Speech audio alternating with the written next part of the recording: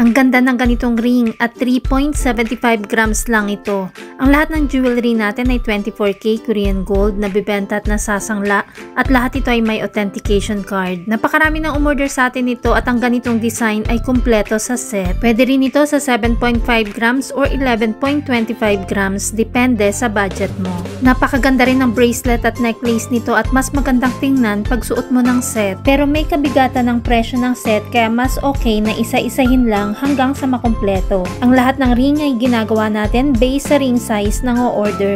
Kaya kung hindi mo alam ang iyong Korean ring size, magsabi sa inyong seller na si Michelle Yu. Heto mismo ang 3.75 grams pagsuot. Ang rate ng gold ay nagbabago everyday kaya hindi natin nilalagay ang price sa video.